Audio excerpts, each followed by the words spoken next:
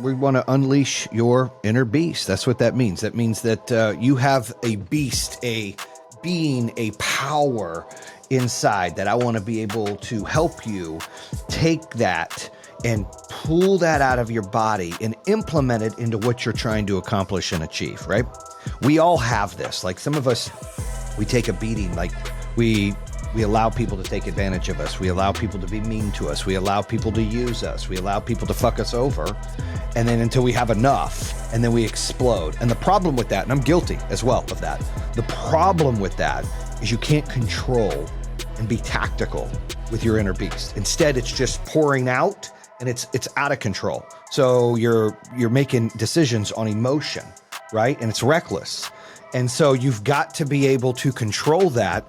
And I'm a big believer, as things come up, you deal with them, because when you harness them, when you push them down, you suppress them, they fucking implode.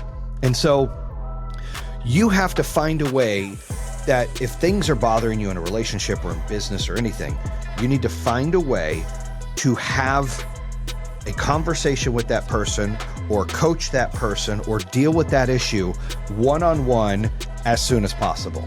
Because the longer you let it fester, the more hair and bullshit it grows, the bigger problem it gets. And, you know, in order to control that inner beast and allow the impact of like a no-nonsense life and a no-nonsense business, you know, where you're not dealing with bullshit sidetracking you have to control the emotions. You know, I talk about my son all the time. You know, he's similar to me. He's got a hot head, and you know, he lets the best, you know, some of the shit get to him. You know, he'll be playing football. He was playing safety the other day at a scrimmage, and he moved from safety to a corner, and he was having to cover this kid who's the second fastest kid on the team. We got like 14 kids, and my son's not the fastest kid on the team. He's like in the middle. He's the best quarterback on the team, but he is not the fastest kid on the team, but he loves defense. So he's covering the second fastest kid on the team. And I told him, I said, dude, there's no way you're going to keep up with him. I'm like, hey, buddy. And he's like, no, I got this. So, you know, 2 times in a row, I kick off the ball. He's getting pissed. His buddy's like, dude, Christian's like, what? So these arguing. The coach is like, hey, switch up. He's like, I ain't switching up. The other coach. I'm like, Christian, you need to listen to me switch up. I ain't switching up. So he goes to cover him again. He gets burned again. He gets pissed. Now, right now, in that moment, his emotions are getting the best of him, right? It's bothering him. He's not dealing with his inner beast. He's not dealing with the positive part of the inner beast. Instead, he's just letting it erupt, and he's making decisions off emotion, telling the coach no, and getting frustrated. Therefore, he can't really impact the game the right way. He's all over the fucking map. And then so he gets pissed at his best friend. His best friend, you know, hey, he goes, you know what? Okay, tough guy, you cover him. And he goes to safety, and you can tell he's pissed. And his best friend Bo, who's small, is like, what'd I do? Like, what are you doing? And he seemed bothered. And I'm like, Christian, he's like, he's pissed off.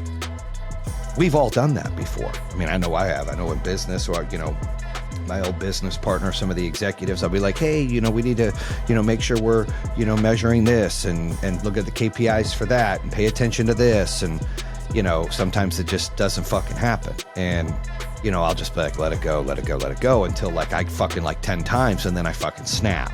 And I'm like, dude, what the fuck? Like, you haven't done this, and I just pour it on there. And that's not fair. It's not fair because I'm not controlling that inner beast. I'm just letting it control me. I'm letting it come out at really, you know, unhealthy. And I'm fucking spewing attitude and personality and you know, fucked up decision making on people and anger and, you know, making decisions on emotion. And it's not healthy. You know, so I used to coach myself like, all right, like, I need to deal with each problem as they come along. Like, I had my son dealt with, the kid burned him. I have a rule on the football field. I'm like, look, I don't want to have, you know, 2 leaders and 12 sheep follow the leaders. I want 14 leaders on the team. Every one of you is going to be vocal. Every one of you is going to own your shit. Every one of you is going to take accountability. Every one of you is going to give me 110%. You can make mistakes. You can drop the ball. You can be slow. I can deal with all that. As long as you're trying and you're doing those things. Those are my rules as a coach of the football team. When kids point the finger, man, what the hell, man, you got to catch the ball. Or, hey, man, it was a bad throw. Or, hey, man, why can't you cover that guy? I don't like that shit. I don't like the shit. And that was going on to Christian, which probably, you know, should have shut that down too, because that's not good leadership. But what Christian should have done is he should have taken ownership and said, you know what? I can't cover this kid. Grayson's too fast for me. Hey, somebody else get him. I'm going to go back to safety.